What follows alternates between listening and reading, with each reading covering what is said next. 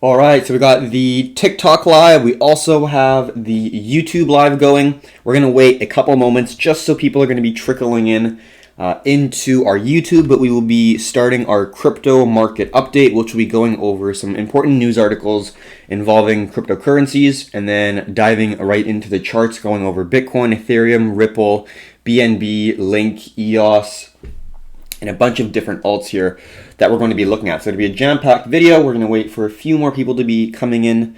We got 2 people on TikTok, no one on YouTube just yet, but we just messaged everyone saying I'll be on YouTube Live if you want to check out the daily crypto market update. We do videos every weekday, Monday to Friday. We do 2 videos. One is a crypto market update, and another one is going to be a global macro. And we get our news from our news section, which is just right here. So I think we're going to start here pretty quickly. Let's get our recorder.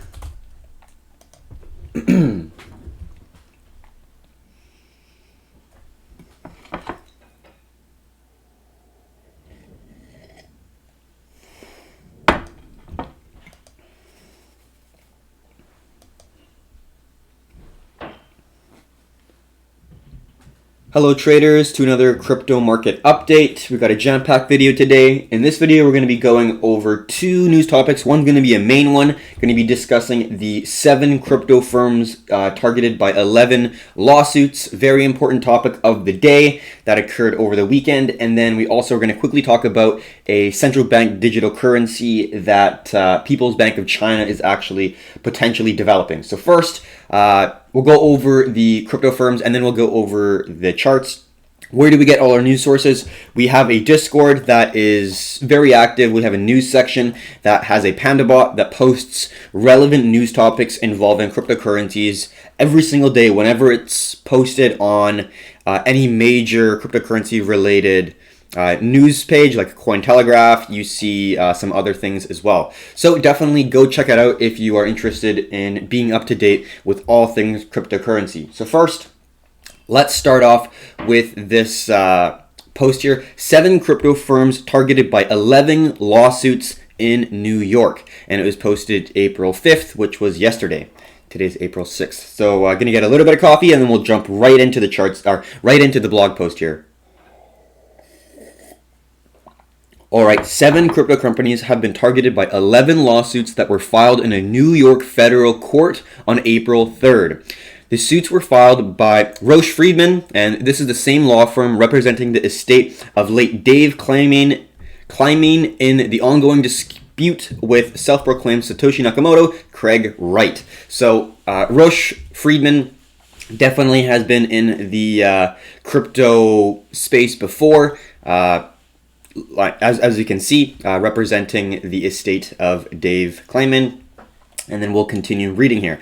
11 lawsuits target 7 crypto companies.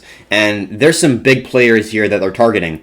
The 11 punitive class action suits named dozens of parties, including cryptocurrency exchanges Binance, KuCoin, Buybox, and BitMEX, and parent company HDR Global Trading Limited, and alleged crypto issuer Block One, which is kind of like EOS, QuantStamp, KDEX, Civic, B Protocol Status, and the Tron Foundation. And then they also named individual people. We can see many of the company's principals are named, including several leading figures in the crypto sector, such as CZ, which is the founder of Binance, Dan Larimer, which is, he is the CTO of EOS, Vinny Lingham, which is he is the Vinny is the Civic founder, and then Brendan Ballmer is going to be the CEO of EOS or Block One. So some big heads here in the crypto sector, and they're targeting really almost everyone, as we can see, a significant portion of the companies that are big in the crypto space. So crypto firms accused of wholesale securities violation. So this is why they're actually getting targeted here. The lawsuit alleges that numerous exchanges have sold unlicensed securities without broker-dealer licensing and engaged in market manipulation. So for example, Binance has sold BNB, Binance Coin, which is so-called a utility token. It's not a security, but what they're accusing is that these are securities, and Binance, for example, is not a regulated broker-dealer. They can't sell securities to individuals, and this is what the lawsuit is pertaining. So the plaintiffs also argue that many token issuers selectively withheld information from investors to ensure that it would not be apparent the tokens comprise securities until well after the token sale. So basically what they're saying is, they tricked investors, they manipulated investors so they wouldn't know, their securities until well after the token sale. So they presented it in a way that was different than what it actually is.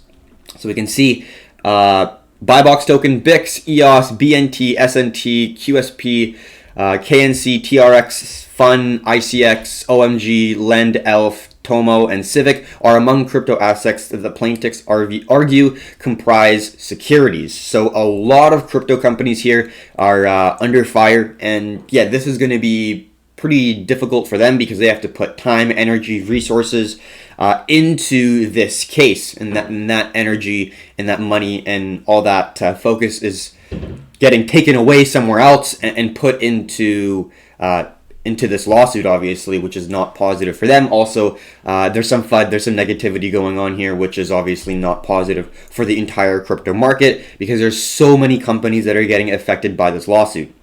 So, several non-U.S. defendants will need to be served via the Hague Convention due to their location outside of the United States. Disruptions to the judicial system resulting from the COVID-19 panic will also have an impact.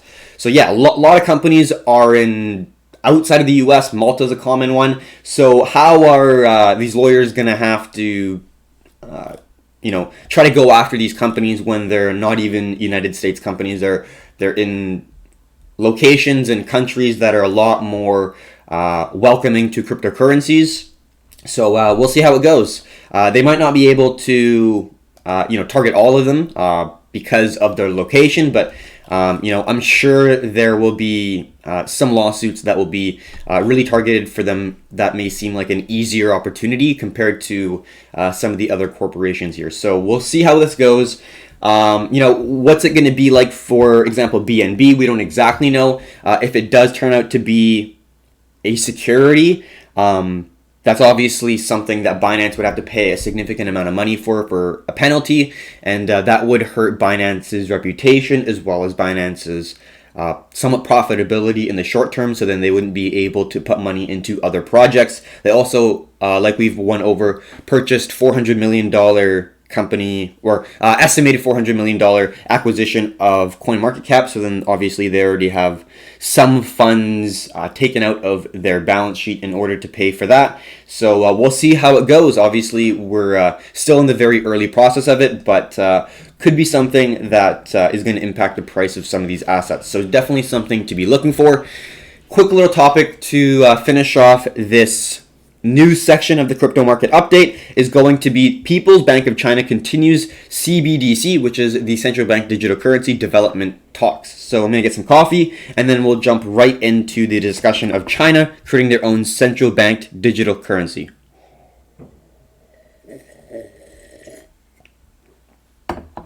All right. The People's Bank of China held a teleconference on April 3rd in Beijing, China.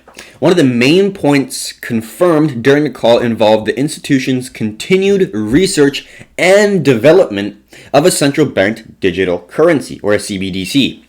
Now, CBDC development is one of the bank's top priorities. Surprising, right? We already talked about the Fed creating their own potential Fed coin or central bank digital currency for them as well. So the meeting summarized the central bank's achievements with fiat currency, gold, silver, and securities since the end of 2019. Executives analyzed the bank's present challenges in depth, while acknowledging that their top priority for 2020 is continued research and development of a central bank digital currency. Very, very important that a lot of these central banks are actually not only looking into it, but developing their own CBDC, because I think this will be a very, very significant shift in the near term. We will see it.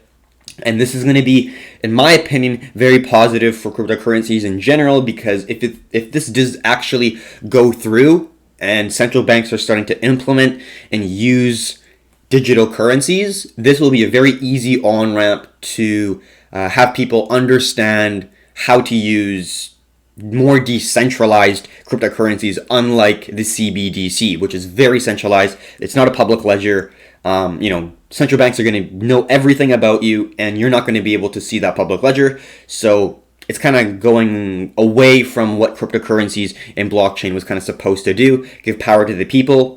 Central bank digital currencies are kind of completely opposite. Central banks can print as much as they want, just like what they currently have with fiat currencies, and they can also see every transaction you have because it is now on a private ledger, and that's not something that, in my opinion, a true cryptocurrency / blockchain enthusiast would be excited about.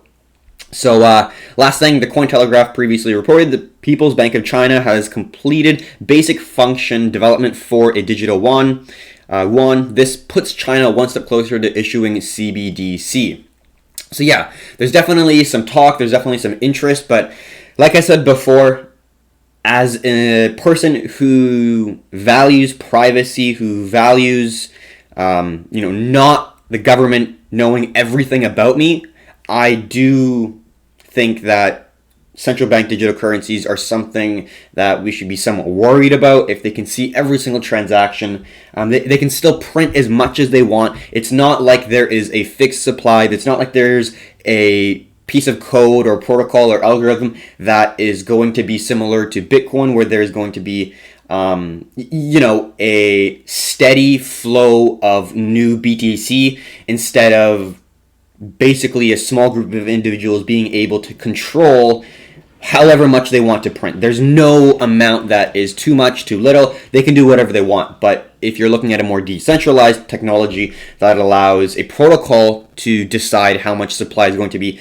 then we're able to have a fixed supply that's able to basically hold the value over a long period of time. So definitely something to think about, but it is interesting to see these central bank digital currencies actually implement and try to use this new technology. And in my opinion, it's really, really validating the potential for blockchain, because if central banks are trying to use it, you know that this technology is going to have a major role in the next foreseeable decades that we're going to have in the future, and basically the future altogether, with supply chains, with medical, with central banks, with finance, with smart contracts, and the whole the ability to kind of take out lawyers, really. There's going to be some massive disruption, and this is just a part of it. Finance is just a small part of what blockchain could potentially do. So, very interesting topics for today. We're now going to get into the charts. My favorite part of the crypto market update is being able to analyze charts.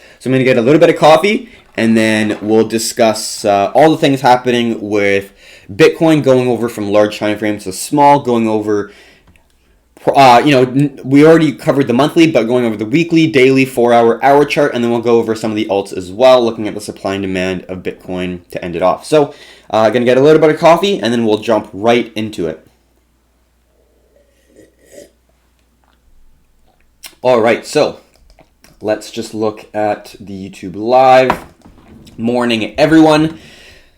Let's now go. Oh, also, if you're on TikTok or YouTube, if you have a question, feel free to ask the question. I will go over every single question at the end of the video, so stay tuned if you have a question and you'd like it answered. I will go over every single one before this live is complete.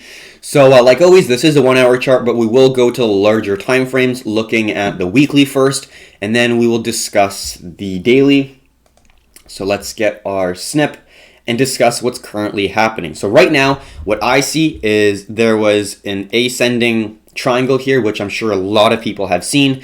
Not a surprise there. And it looks like we have broken above the zone. The 4-hour has closed above this key level of resistance. So we do see a higher high formed, which in my opinion is the first initiation of the structure of a bullish momentum, seeing higher highs and higher lows. So we did have, let's just draw it out, an ascending triangle, and then we formed a higher high. We held the higher low, and that for me is enough validation for me to have a counter trend trade, a contrarian trade to my larger macro view, which is still a little bit bearish. Now, It's not going to be bearish as in we're going to go to $1,000, but it's bearish as in we need to build a more steady, more long-term foundation for the base of this consolidation. Right now, we only really see one low, and with other bases that we've held, like we saw in 2018, 2019, or the base that we saw after that massive drop from the $9,600 zone, like right here, or right here, or right here. A lot of these drops that Bitcoin has, there's going to be a base that forms, which is going to have at least 2-3 touches of a low. As we can see in 2018, 2019, it didn't reach all the way, but we saw a sharp move to the downside, a significant pullback, and then a slow fall, or a fade, what you would call in day trading, that you would see the price slowly move to the downside, and then you just wait for the buyers to slowly pick it back up like we saw here, and then that would basically be the completion of the fade. But that fade could yield a pretty great opportunity, really.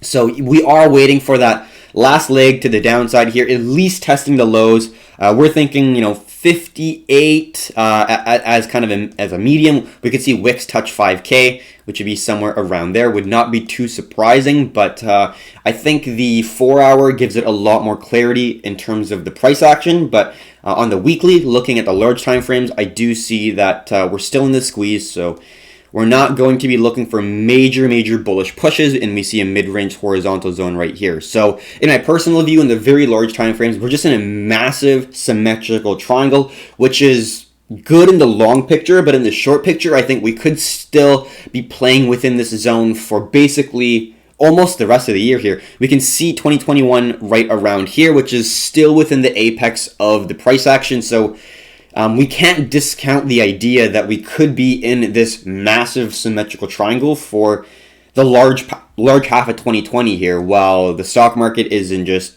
massive deflation, and obviously there's not a huge amount of interest in a risk-on speculative asset just yet. A lot of individuals and investors are now going from more volatile assets, equities, even people that are leveraged on gold and silver or crypto. They're getting out of that and going and fleeing to the US dollar, and the US dollar is seeing huge pumps in price right now. And it makes sense because it's going to be the more stable currency as of now, but I think the big shift is going to be turning for crypto and precious metals when you start to see the central banks overreact, and they've already said we're going to overreact. Overreaction worked out well in 2008, printing shit tons of money and dropping interest rates to zero. Worked really well, superbly in 2008. So we're just going to do more of it. We're going to put 3, 4, 5, 10 times more amount of stimulus in because it worked so well in 2008. And that's what they're going to do. And the shift, in my opinion, is going to be when CPI goes up, when inflation starts to increase. CPI is Consumer Price Index. It's going to be like how much cost is going to be a normal amount of groceries for an everyday person. Once you start to see that go up and you start to see central banks print more and more and more money, you will start to see the psychology of the investors kind of think like, wow, they're really printing a shit ton of money, because like I said before, central banks will overreact. This isn't the worst of it. They will print more money. Inevitably, I think there will be some fear in investors who are holding US dollar thinking, holy shit, they just doubled the balance. They just doubled the amount of circulation supply. Like it's unfathomable how much money they're printing. So in my opinion, there will be some sort of reaction from investors holding the US dollar, and I think that's when we will see gold, silver, crypto really show us the ability of price appreciation that we're looking for. So yeah, that could go on for a little while here, but when that shift does inevitably come, I do think that is when we should really be going heavy in crypto. But it's not time yet. In my opinion, it's not time yet. It is still a point where a lot of investors are looking at fiat currencies like the US dollar, or mainly the US dollar, because a lot of the other emerging a lot of the emerging currencies, Australian dollar, Canadian dollar, euro, they're all going down in value compared to the US dollar because it is the world reserve currency. If you don't know too much about it, look up dollar milkshake theory, and it gives a little bit more validation as to why we could see the US dollar go up a little bit more before the massive breakdown. So a little bit of fundamental, larger macro view of Bitcoin and where it could possibly serve as an instrument in the global macro sense of where things are going. But right now, in my personal view, on the really large weekly chart and the monthly chart, we're still in a sideways consolidation, and we're not really fit to say, yes, this is a huge bull run that we're going to be on just yet. Yeah, we went up like, 80% or some crazy amount since the low when we hit 38, but at the end of the day, we're not even close to where we were at the high back in February, and this is, in my opinion, a potential pullback for a next move down, and it's just a matter of if we're going to hold the higher low or if we're going to break this ascending support, and we're going to have to figure out another way. It could be a descending zone, so we're forming a series of lower lows and lower highs, but at the end of the day, we're going to potentially see that zone drop to around 5K, around 55, somewhere around there. So that's going to be the large view of Bitcoin, and we are long right now, but that's going to be a short little trade that we're going to have here. So hopefully you guys understand the larger macro view that I see Bitcoin playing in here. I am very bullish when you're talking large time frames, but for the summer of 2020, I don't really expect BTC to just see a surge of buy volume just yet. I think it's still too early for us to be calling this a bull run, in my personal view. Gonna get a little bit of coffee, and then we'll jump right into the daily chart here. All right, now going on to the daily. So we know that we got a symmetrical triangle. This is the support, this is the resistance, this is the mid-range zone. Hopefully you can see where we are within the weekly, because this is the resistance, this is the support, and we got a mid-range zone, resistance, support, mid-range zone. So hopefully you're able to understand where we are on the weekly, on the daily, because that gives a lot of context as to where we are on the large time frame. You always have to understand where we are on the large time frames, because that will give you perspective, which is very important. So when we're talking about the daily, we have a little bit more room now and kind of a better understanding as to why we think we're looking to go long. So as of right now, we have a large ascending triangle. We can see that right here. And we see that we got a wick to go above the zone on the 1 hour. It was a candle closure, and then we got a pullback. And then right at this zone, it was a symmetrical triangle with a nice squeeze.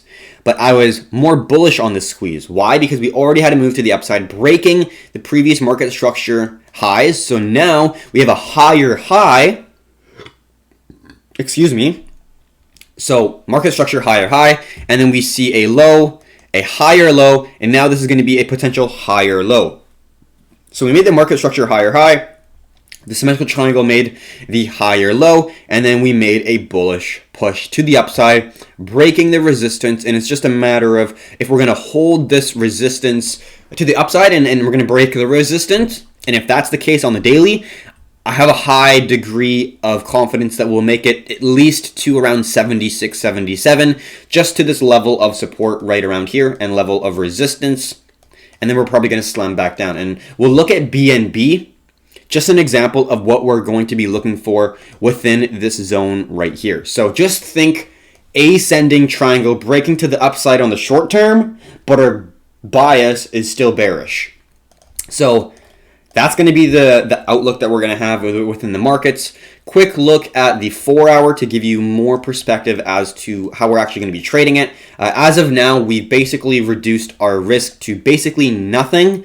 We do have a little bit of risk on with fees and everything, but at the end of the day, the risk reward is very skewed at this point, where we have very, very, very, very little amount of risk, and our reward is maybe 10-12% if we are counting from entry to 7,700, which is our key level of resistance. So in terms of risk reward, we're looking super favorable at this point. But the one thing I wanted to illustrate is what we're looking for, because we've talked about it, but it may be hard to conceptualize or understand or visualize mentally what we're looking for when we say ascending triangle break to the upside, failure to go higher, and then a slam back down. What does that mean? What does that look like? Well, BNB, which is Binance Coin, provides a perfect example of what we're looking for, right? So let's now go to BNB. We're still analyzing BTC, but we're trying to understand what we are looking for. Now, this is BNB,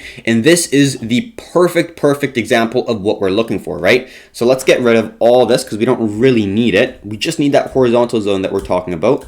So let's go like this. And let's extend that a little bit more and let's make it red. Okay, so this is the structure of the market that we're seeing within BTC in my view, right? So just look at this zone right here. What is this? This is a very nice ascending triangle pattern. But what do we see in the larger context of the market structure? It's right behind, or below a major support level. As we can see on BNB, this $21.20 level, $21.20 is a very key structural support in early March of 2020, as we can see.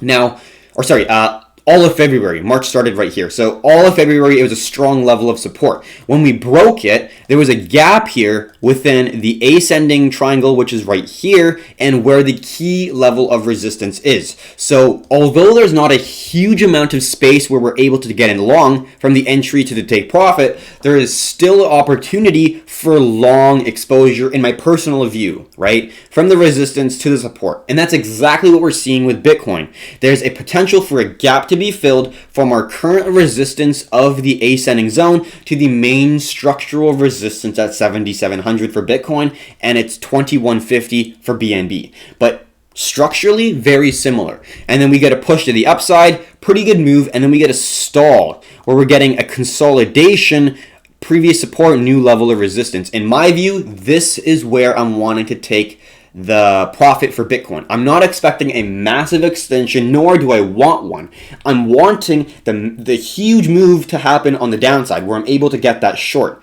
But on the, for the next couple days here, I do think that we could see some more bullish pressure to come into the market, so that's why I'm longing. But on the larger time frame, this is what I am expecting and what I'm planning for. So I am long because of this little push here. I'm not expecting a massive push to the upside. This is why I'm expecting a 2.4 risk reward. I'm not expecting a 3.5 or a 4. Those long extensions, those 4 risk reward extensions, are going to be for the continuation impulse push to the downside, where you're going to have those long extensions where you can really exaggerate those risk rewards because the trend is on your side, the momentum is on your side, the market structure, everything is on your side to flow with the trade. But with this trade that we're currently in right now, it's going against the grain, it's going against the trend, it's going against really everything other than the small time frame structure that we see, which is a contrarian trade. When you're having these counter trend trades that you're not expecting a huge amount of profit for, you need to lower your position size because it's a lower probability situation. I mean, in my opinion, you need to lower the risk reward parameter to give you a higher dependability of that trade. So, normally we're looking for 3.5 risk reward 3. In this particular BTC trade, we lowered it to 2.4 because we don't ever know. We have a high degree of chance, and we are speculating that it's going to look something like a break to the upside and then a slam back down. So we're not expecting a long extension. What we're going to do is look for those higher risk reward situations when we are actually moving back to the downside. So looking back at that trade, does that look like a possibility for you? Because in my opinion, that looks like a really high possibility for this potential trade. So we got to push the upside. We got a candle closure on the 4-hour, closing above the zone. As we can see, we got a pullback. We got our first little impulse move here, and now we're getting our second impulse move to then validate that this is a breakout, seeing forward candles close with 2 candles. So we're now held above the zone for over 8 hours here, or longer for 12 hours here.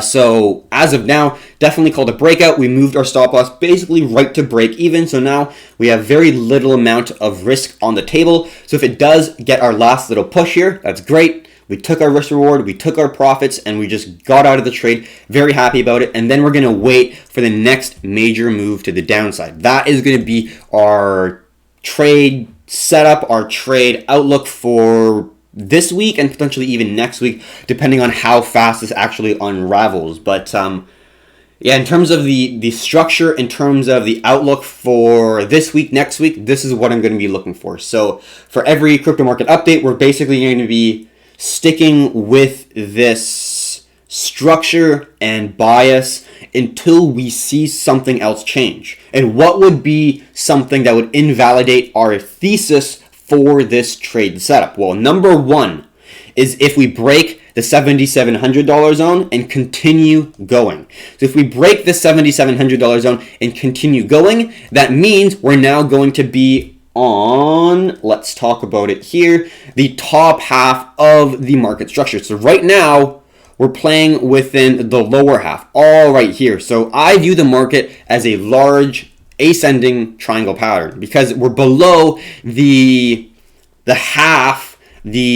lower half of the symmetrical triangle, right? There's a perfect split here, right at the apex. So then if we do break the $7,700 zone, now we're going to be playing within this half, right? So, trading right in this zone, little bit less dependability because we're within the range. And then what we'd be looking for is more, sells at resistance and longs at support. Let's just get that again. So we're looking for shorts around this zone and longs potentially around this zone to continue the triangle formation.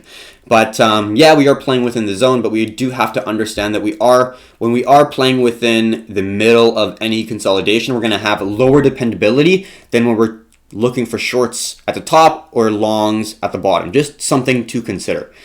So yeah, that's my outlook on Bitcoin. We went over the 1 hour. We went over basically the overall structure of what we're looking for, which is basically what we're wanting for longer term outlooks.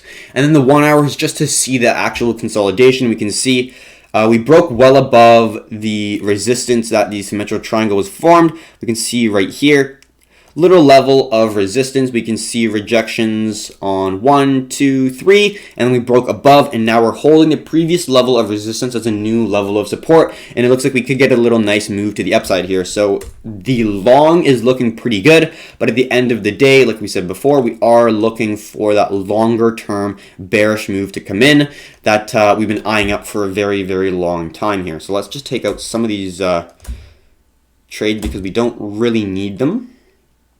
Like that one we don't really need, that one we don't really need, the squeeze we don't really need that much. We're just looking at the overall structure of the market. We could even incorporate just this little zone right here. Let's make it white.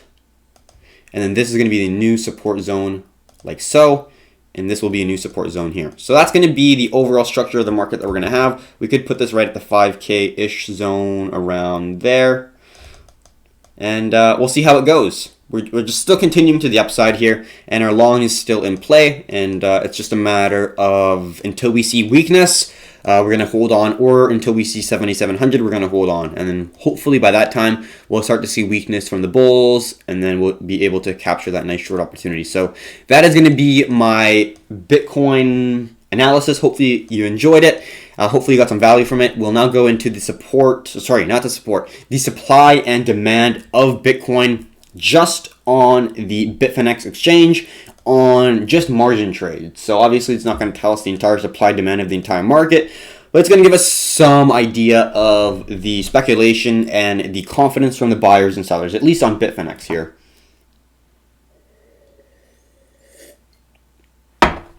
All right.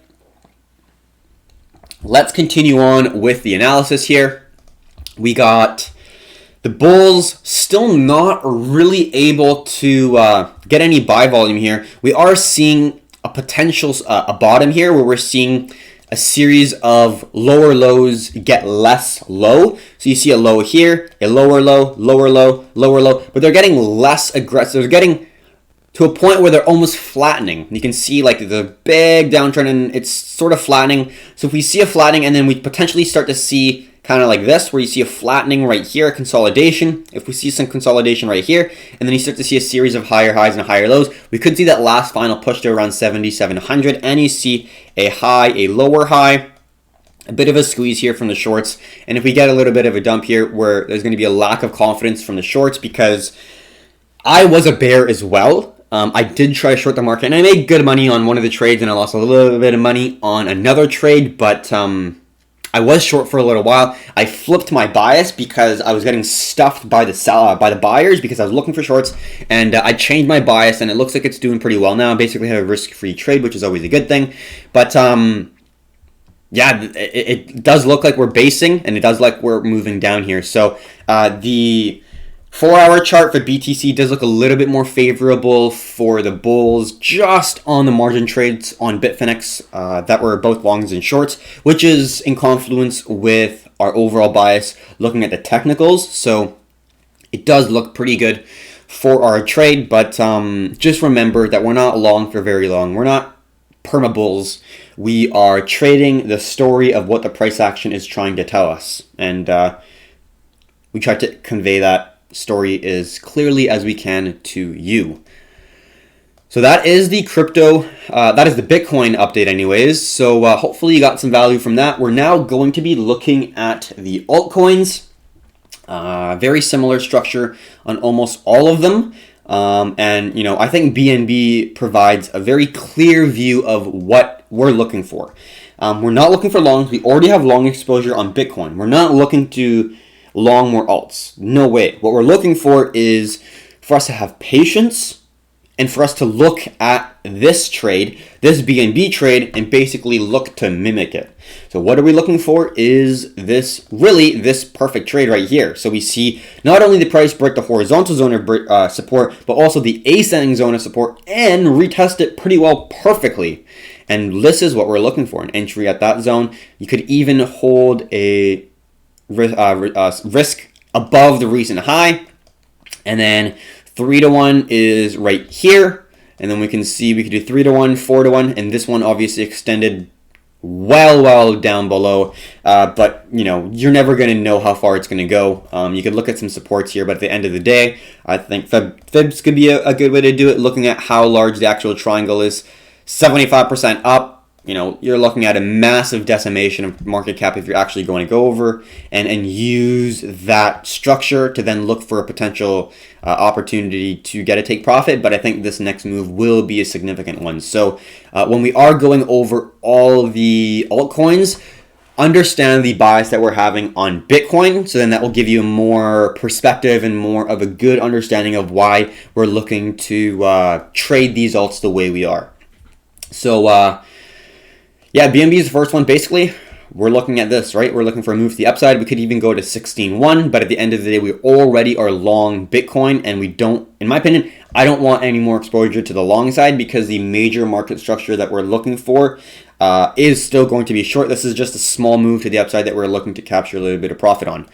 Link is going to be the next one. I did not enter this trade. This was last night. I was just looking and I'm like, oh, this is probably going to break to the upside because BTC broke to the upside. And we did hold that support looking on the 4-hour. Pretty well respected support, and we did get a nice little squeeze there. As we can see, this resistance was this trend line was a resistance for the squeeze. We broke to the upside. It was a cool 10% that we could have captured, but 10, 11%, whatever it is. But at the end of the day, I was contemplating. I'm like, should I enter it? Should I gain more exposure? And I didn't end up doing it because I'm being patient and waiting for that next trade, and I'm already making money on Bitcoin. So I'm pretty happy about it. March was a super good month, so I'm being patient and really waiting for this next move here. Because, you know, as a trader, I don't need to make money every single day. I really don't. I need to, what my job is literally just finding the best possible opportunities, the highest probability situations, and actually acting on them and then managing my trade. You know, I don't need to make money every single day. I need to follow my plan and execute. And the money will come as long as I execute properly. Different way of looking at trading, different way of actually psychologically thinking about trading. You know, your job, yes, it is to make money, but on the bigger scope of it, your job isn't really to make money. Your job is to follow your plan, take action when you need to, and don't take action when you don't need to, and be disciplined. Be as disciplined as you can. Be literally like a robot in terms of your actions, and that is what your job is, and the money will follow. So yeah, a little bit of psychology, but that is going to be the outlook for Link. Not, if we do get a pullback here, that could be an option for a potential, but I think at this point it's a little bit late to the game. We do see a nice level of support, which is right around here. Very, very key zone for the price. So if we do see the price come back down here, it's a pretty well prime area for a zone of confluence. Why is it? Well, I'm sure you can see, but we see an ascending zone.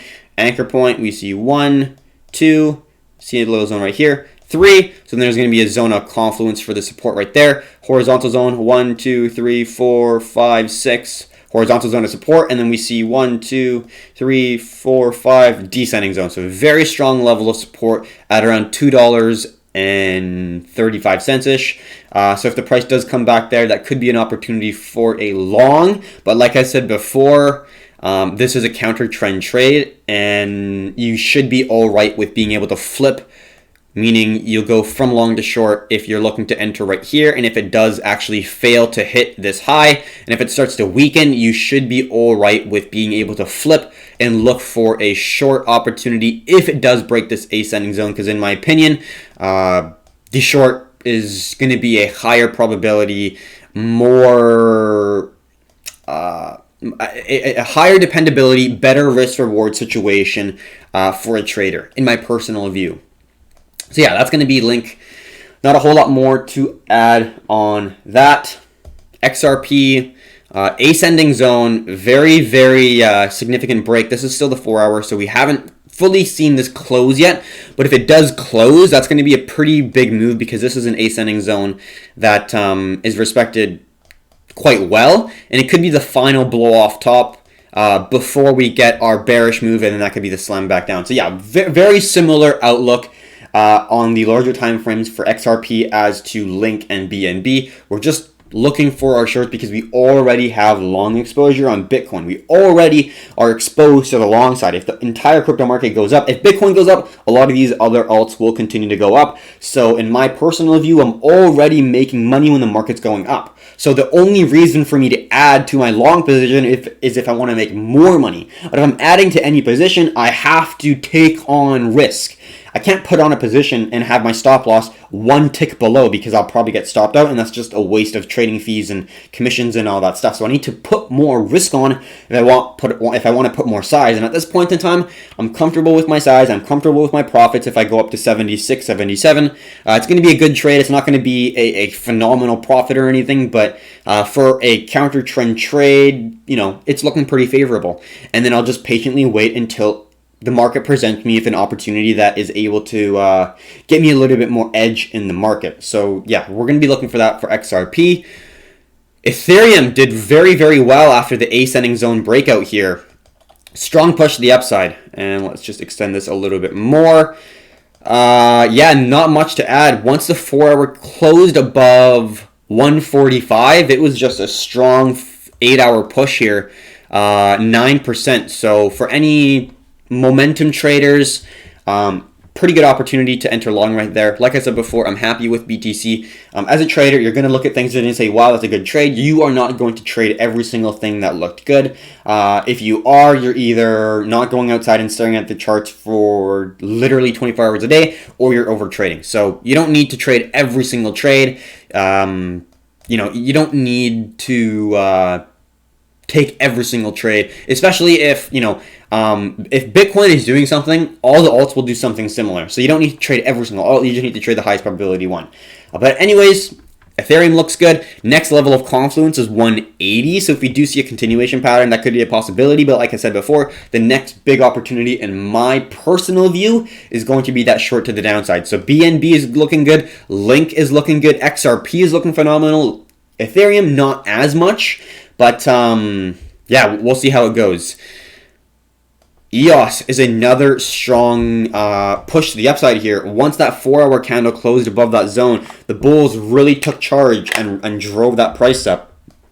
But like I said before, we're waiting on that pullback here. And if it never comes, that is all right. Our bias will change when it breaks a major level of resistance. It's not like we will have our bias forever, but as of now, our bias and our structure is still very well in place. So we don't want to have these tiny pushes change our bias, because looking at the larger time frame is what's going to give you the proper perception and perspective of the market, in my view. Smaller time frames is great, but the larger weekly, monthly, daily will give you the larger perspective that you need, in my personal view. Obviously, if you're day trading, scalping, very different, but if you're a short-term swing trader that likes to catch the meat of the moves, in my view, larger time frames is a key time frame that you should be looking at. So yeah, EOS is a good opportunity in my view, but I think it's a little late for a long. We caught that BTC trade. We're very happy with it. Some of our students already caught some Ethereum trades, so I love seeing and hearing students take trades that I didn't take, because that means that they're doing their own analysis. They are thinking critically about the opportunities that the market presents for themselves. And, seeing people make money from that is very, very rewarding for me as a person who's trying to teach. So, for those people who profited from this move, who were a little bit more bullish bias due to the squeeze on BTC, great move, and congratulations. So that is going to be the completion of the crypto market update. We will go over all questions within TikTok and YouTube, so stay tuned for that. But for now, that is completion of the crypto market updates. We did some good news stories, and then we finished off with a lot of charting, looking at large time frames for BTC, what our biases are for this week and next week, probably depending on how fast the market moves. But at the end of the day, that is our view of the market. So hopefully you got some knowledge, value, entertainment, something out of it. If you did, it would be greatly appreciated if you did subscribe to our YouTube channel, and that helps us grow and produce more content like this. So I'll close off the crypto market update, but I will keep the YouTube live and the TikTok live going. For any questions that you have, I will answer every single one. And as long as it's like, I don't know, like what shoes you're like, I'm not going to answer stupid questions, but if it's related to what we're talking about, 100% I will try to answer to the best of my ability. So thank you very much for everyone on the YouTube who watched in the recording, and I'll close off the crypto market update now. So until next time, everyone, which is going to be later on today when we do the global macro update, which is another video that we're going to be going over news and TA and charts, but for more of the global macro, looking at gold, silver, S&P, more economic stuff. That will be later on today. So if you find that interesting, definitely check it out. But until next time, happy trading, everyone.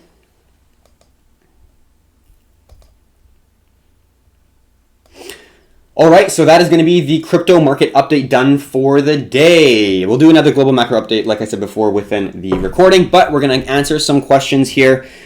First, within the YouTube, because there's only a couple questions here.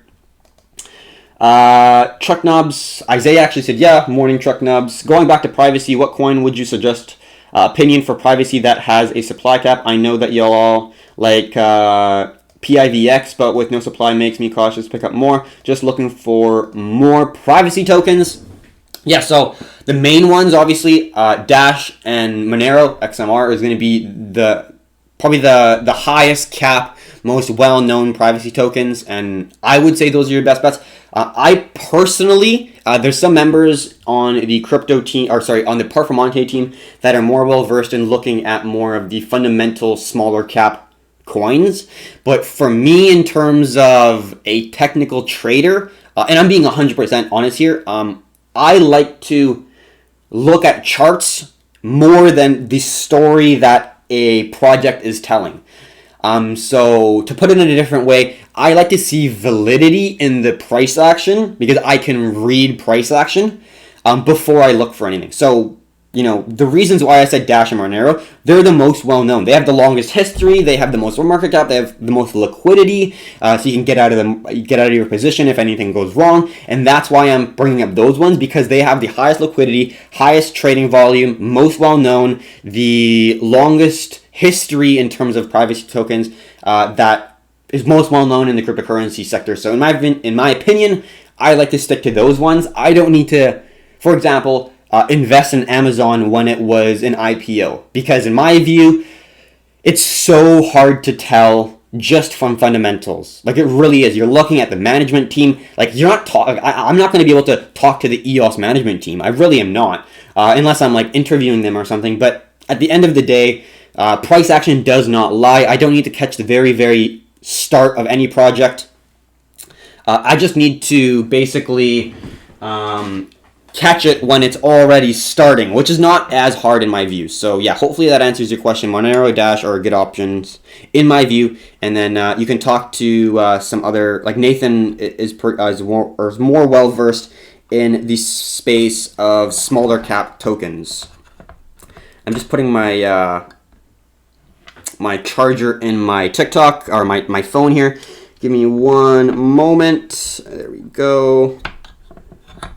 My phone's running out of battery here. Give me one moment. There we go. Awesome. All right. Charge back up. Okay, so that is that's my answer for that. Definitely, if you're interested in learning more about the actual fundamentals of tokens, I'm more of a technical trader. I absolutely love charts, and that's kind of what I bring to the table in terms of the team. But yeah, everyone has a strong suit for sure. So that is the entire questions for YouTube. We're now going to go over the TikTok questions. Just going to turn off that sound. Alrighty, so let's go to the very, very start for the TikTok. Hi, how's it going, Diego? All the questions here. A lot of people joining. Great to see people interested in this video. Which is the best crypto platform for trading crypto? So platform in terms of exchanges, which you can actually buy and sell cryptocurrencies, I would say the best exchanges, depending on where you live, would be Binance if you're non-US citizen.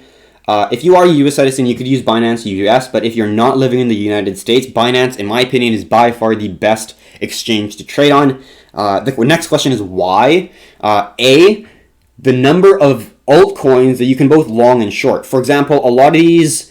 For example, derivative exchanges and normal exchanges, you can't either short a lot of altcoins. Like I can short some small caps. I can short Matic. I can short Ethereum Classic. I can short Monero, Dash, Neo. These small coins that are normally not able to be shorted, you can short on Binance, which is great because then you have double the opportunity. And also Binance, the fact that it has the most amount of liquidity, it's the largest global exchange that has the most amount of traders buying and selling, which is able to provide the most amount of liquidity, which drops the spread, which drops the fees and commissions that you have to pay for the spread, which is overall good because who doesn't like saving money on spread? Everyone likes saving money on spread.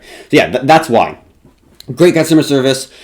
Yeah, so that's going to be, in my opinion, the best exchange to trade on. And then for charting, the charting software, I use TradingView. TradingView, in my opinion, is by far the best trading software, charting software. So my setup is I don't use the software for charting on Binance at all. I know it's TradingView, I don't use it all. All I use Binance for is to enter my trades, set my OCO or stop loss or take profits or whatever, and just set my orders. But my charting, the way I view the price, is going to be on TradingView, all of it. So hopefully I give you some insights as to how I go about navigating the cryptoverse, as well as the global macro. I use contracts for differences, CFDs, for my gold, silver, SPY, all those instruments. I use contract for differences. They're different than futures, but you can leverage. You are able to kind of have more freedom because it's a contract. You're not actually trading the asset. Like I can trade half a SPX share because it's a contract, for example. All right. A losing money gang with 3 muscles. Currently, I'm not losing money. I'm actually up. Let's see what percent here. I'm actually up right now around 4.7%, 4.8. So I'm actually up a decent amount of money right now. So yeah, I can't say I'm on your team as of right now, but I can't say I've as a trader, you have to be completely all right with losing money. When I put this trade on, I was risking a certain amount of money, and if it hit it 100%, I have to be 100% certain with it. So yeah, not losing money this week so far, but it's a part of trading for sure. Great, from Passbook. Before we get into the TikTok question, got one more question from Chuck Nubs here. Thank you very much, Truck Nubs, for being always engaging with these crypto market updates. You definitely do, or are one of the more active people within this. So I'll answer one. Lol, one more. For people in the US, what platform is there if one is too long or short? Without a VPN. Yeah, this is a tough one. I can never condone using a VPN, obviously. It's 100% your own discretion if you want to use it. But with a VPN, using derivative exchanges like Bybit is, in my opinion, a better option than BitMEX. But Bybit's a good option if you are looking for derivative exchanges, which is like options where you can like leverage a shit ton and have more freedom with when you buy and sell and all that stuff. But without a VPN, that is going to be a little bit tricky. You're either going to go with Binance US, Coinbase Pro, which is an option, but I think Kraken doesn't use a VPN. There is a Discord community strictly for US resident trading, as we can see right here within our Discord. This is a cryptocurrency section, US resident trading. So we have Mitch is a long time fellow Performante team member, fucking awesome dude. He is more well versed in trading cryptos in US. I'm from Canada, so I kind of have my system of like pulling money out of the markets and trading and all that stuff. But there is more discussion on where to trade if you're living in the United States. But like we can see, Binance US really isn't the best right now, Mitch says. But yeah, not the best position for United States citizens to be trading crypto right now if you are not wanting to use a VPN. If you are wanting to use a VPN, it's a little bit easier, but without one, it's a little bit more limited. But yeah, hopefully that answers your question. I know I didn't give you a straight, this one exchange will give you the best usability, but I give you some options. But I think in that circumstance, it makes sense to try some out, because what you're looking for is the usability for one thing, but in my opinion, more importantly, is going to be the liquidity and the amount of volume that's traded on the exchange. If you have very low liquidity, it's actually kind of sketchy trading, because you might not get filled on a stop loss that you set. And with Bitcoin, could move like 10% in a day. If you're leveraged 2-3 times, if it moves your stop loss, you are going to get wrecked. So liquidity is a key. AKA, what's liquidity? The amount of people buying, selling in a particular market. All right, so that is going to be all the questions for YouTube. Yeah, hopefully some more people can give you some more insights. Truck Nubs, he said, okay, I'll ask the part in the group. Yeah, so I can't really say that there's one exchange. I know Binance US is an option, Coinbase Pro is an option, but in that scope, I think it makes sense to try out a few and see what the volume is for them. Let's go. All right, the next guy, Quanon17. Are you expecting S&P to continue its dead cat bounce down, or do we have enough to push higher? In my personal view, this is actually the S&P right now. Okay, I'm just going to fucking pull this out because it's... There we go. Okay, so this is the S&P right now. We are holding just below 2650-ish, 2670. And my view is we're going to go all the way to 2860, 2900-ish. And why is that? Looking at the S&P 500, look at 2001. Look at there's 3 legs in 2001, and there's 3 legs in 2008. We made a video about it. Actually, watch this, because this will give you a really good explanation of what we're exactly doing with the S&P. We have a plan. We back tested 2001 and 2008, and we came across a systematic approach to try to capture the move down in this bear market. And yeah, it is scary how well it is backtested. We only went to the dot-com boom in 2008, but we backtested it 6 times in the 3 legs on each bear market, and it was a valid thesis and a valid plan and a systematic approach to capture those 3 legs down. So this is going to be the video right here. Let me just find it really, really quickly. I believe it was this one right here. All right, so it's going to be, let's just back up here and bring this right here. So it's going to be this one right here. when will the next drop be in the stock market? And I made it 4 days ago, and it's on our YouTube channel. Watch that video, and it will give you an exact breakdown of what we are doing to try to capitalize on the S&P 500's next big drop. To put it in short, we made a fib from top to bottom, and we're looking for a retracement to 50% to the 618, which is a key level on the fibs, and then we're looking for a reversal pattern. You're looking for head and shoulders, you're looking for an ascending zone breaking the support, you're looking for double tops, you're looking for some weakness in the price, and then we're looking to enter short using contracts for differences on the SPX 500 USD, as well as looking at TVIX, which is an instrument to measure the volatility of the stock market. Just saying, TVIX went from $100 to $1,000 in from February to the end of March. Just saying, or middle of March, basically. So yeah, unbelievable gains looking at the VIX. So that is what we're going to be looking for to capture some massive, massive possibilities on the SPX. Thanks.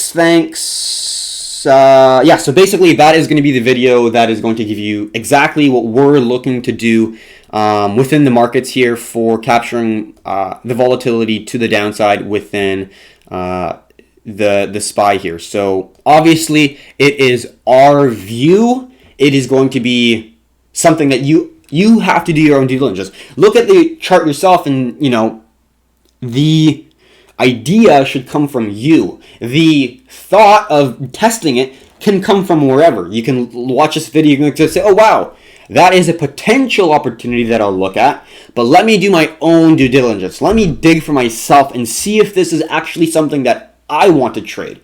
And in my opinion, that's going to be the best way for you to learn, because you're understanding why you're looking at it, not just because, Keith from Performante said that this is a good opportunity, so let's just do it. But look at the underlying factors as to why I want to be looking at that particular formation to be looking for a short. In my opinion, it's the highest probability, you have the highest risk reward, and it's happened 6 times before.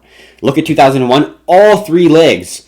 There is 3 major impulse legs, and then there is corrective measures, right? Impulse, corrections. And we're looking to enter on the start on the impulse at the completion of the exhaustion move. That is our goal as a trader. So then we get the long extensions, and we get those phenomenal risk reward parameters that we're looking for those really, really great trades that we're able to take. So that is the plan. I think I answered all of the questions here. We got 15 people, so if you got any other questions, definitely write them down, and I'll be able to answer them. And then Trick Knobs, I do like Bybit. Yeah, Bybit's a great platform. I do think that the UI is great. The liquidity is great. You can trade BTC, Ethereum, XRP, and EOS. So you have options for what you can trade. You can leverage 1 to 100. Obviously, I would not really recommend anything above, let's say, 10. I think that would be kind of the highest you're looking, or someone should be looking for a leverage, because you have to understand that with more leverage comes substantially higher fees.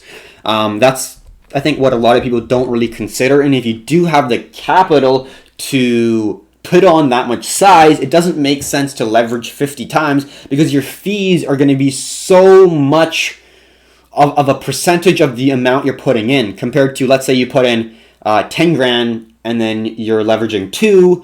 Obviously, that's going to be a way smaller fee than if you're leveraging 10 times and you're only trading 2 grand or 5 grand or whatever. It's going to be a substantial amount of fees. So you gotta think about that as well if you are using high leverage.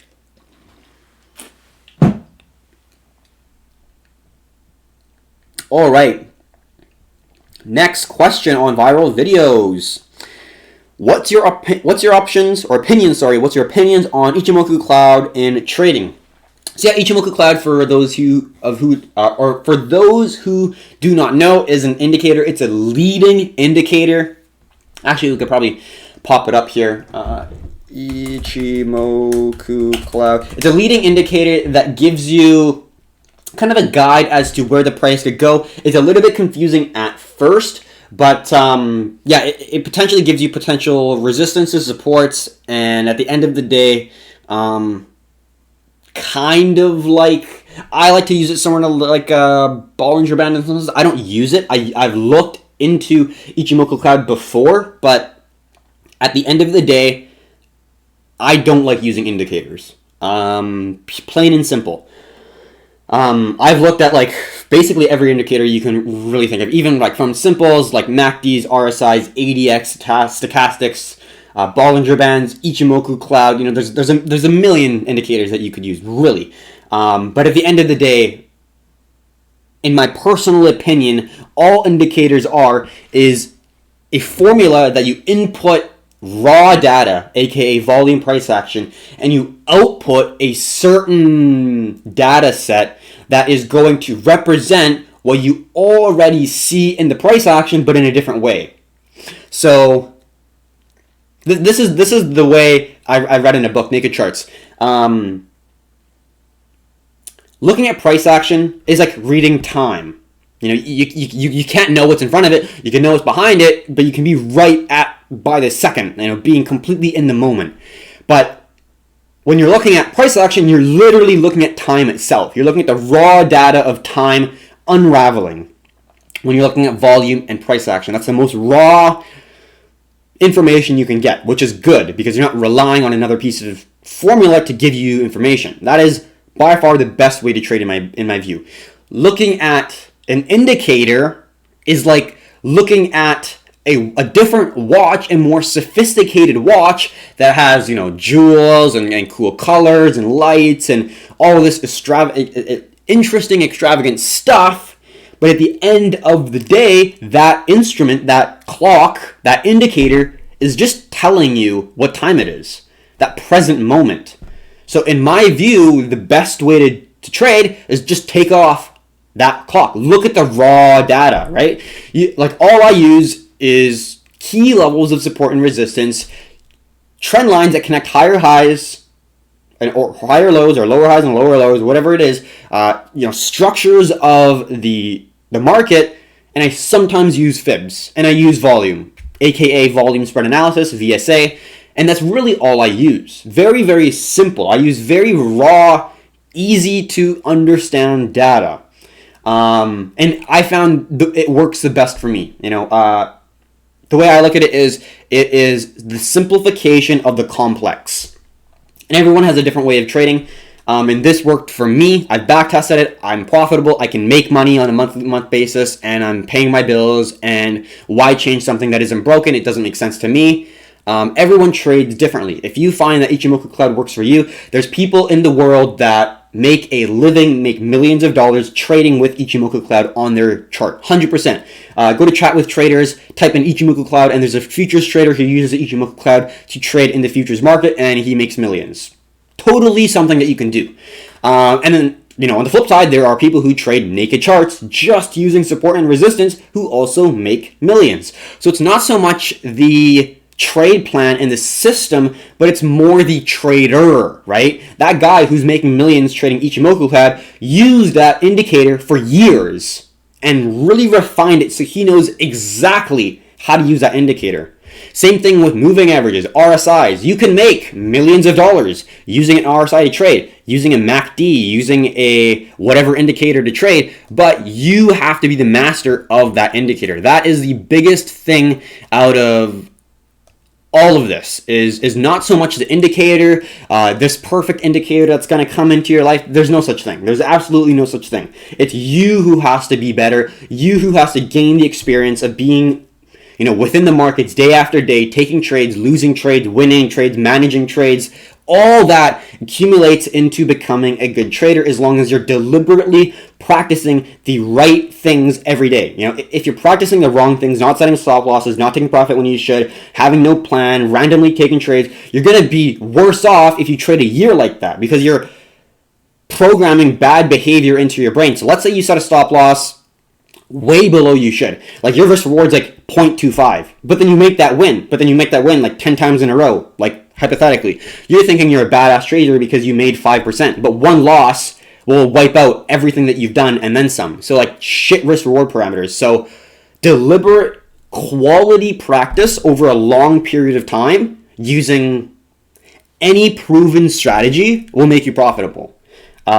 most likely. So yeah, it's not so much the indicator. It's more or less how you trade it, how you're deliberately practicing every day, and how you are actually trying to become better. It is more important than the indicator itself. I know it's a long drawn out thing, but like I know a lot of people who are watching are probably new to it, so I want to give a really good understanding that there's no one single indicator that's going to tell you either to buy or sell that's going to make you money. There's no way. Unless you're following a trader that's telling you and they have a proven system and they are profitable. But if you're going and saying, okay, I'm just going to buy when my moving averages cross, when MACD crosses or something, you will not make money. Unless you've like back tested it, you know the strategy, and you've gone through the trials and tribulations in order to back test it. There's no simple one-click easy profit system that will make you money. Sorry about that. So okay, that is my opinion on the Ichimoku cloud. When should I sell Boeing? Not going to give you that answer. That is, you bought it for a reason. You should have made a strict plan and done some due diligence as to why you bought it, when you should sell, when you should. Basically, you shouldn't be looking for answers from anyone else other than me. You should be looking for answers within yourself, I should say. All right. Or where do you see Boeing going in the next few months of Corona effect? Yeah, I don't follow single equities. I follow the general equities, looking at the S&P 500, looking at gold, silver. Like, that's the global macro stuff I'm looking at, even currencies maybe sometimes, but mainly gold, silver, S&P. But yeah, I'm not going to do a full analysis on Boeing because I don't follow it. I'm not interested in airline equities at all. I personally have not ever bought an airline stock ever, and I don't really plan on it because I have no real interest in it, to be completely honest. But yeah, not going to really give you any information on that. I agree with your opinion. Raw data is pure. Completely agree. Viral videos, I'm trying to find indicators which I can implement in my trading strategy. VSA is always my base. Volume spread analysis always your base. Yeah, great opportunity. The thing with VSA that's difficult on, for example, crypto, is there's different exchanges and there's arbitrage opportunities because different exchanges are going to be trading Bitcoin differently. And there's people in the markets and their sole job is to arbitrage and make money from different exchanges, and that kind of keeps the balance of different exchanges for the price of Bitcoin. So if you're looking at Coinbase, Kraken, and Bybit, they're going to have different prices for all of them. But then as an arbitrage trader, you can see, let's say on Binance, Bitcoin's trading at 6,400. On BitMEX, Bitcoin's trading at 6,450. There's a $50 difference, or whatever the difference is. You can make money on that if you're selling into USD, into another crypto or whatever. But that keeps the overall market in more stability in terms of one single price for Bitcoin. But in terms of VSA, because there's different exchanges trading, you have to be careful on which exchange you use. Because if you're trading on a small, like if you're using Bittrex for your VSA, it's not going to give you a good understanding of the overall market in terms of the volume. So in my opinion, major exchanges, Binance is the largest exchange. So Binance is a good VSA analysis chart.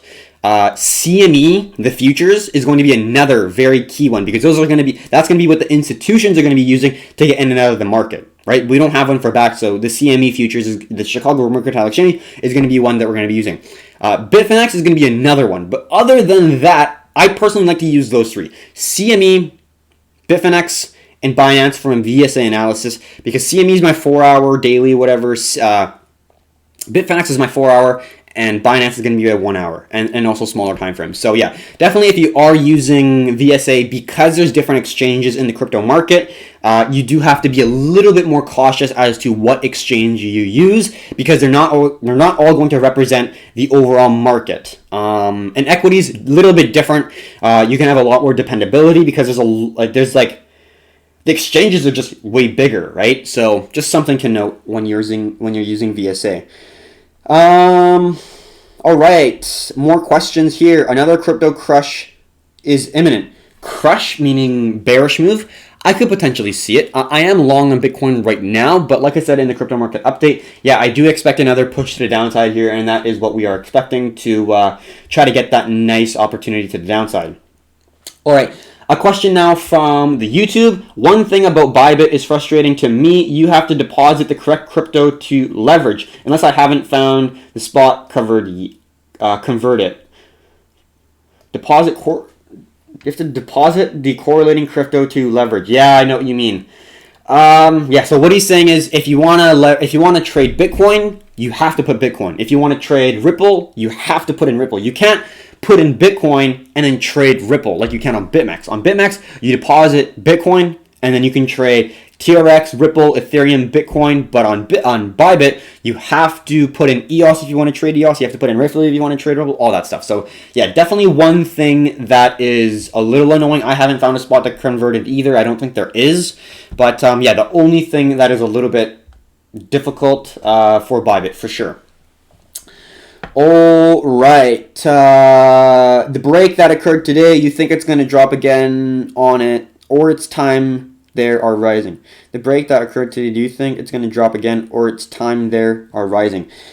So definitely check out the newest crypto market update on our YouTube. We give an exact explanation as to what we're thinking and why we're thinking it, as well as some actionable potential trade plans that we are looking at to gain some exposure to the downside if it does inevitably come, and what will trigger our decision to trade to the downside. So yeah, a lot of information on the newest crypto market update. I just recorded it, so it'll take a little bit of time for me to timestamp it, for me to make the thumbnail, and then to post it on YouTube. But it will be on YouTube, but the best place to look for the daily or weekday crypto market updates and the global macro updates is going to be in the high quality analysis, which is going to be on our Discord. So this is going to provide a weekday daily video for the global macro updates, which is looking at oil, S&P, gold, silver, kind of more economic global news and what's happening in the major commodities and indices of the world, or mainly the United States, because we're closer to them and they have a lot of volatility and a lot of news, and we're Canadians and we're just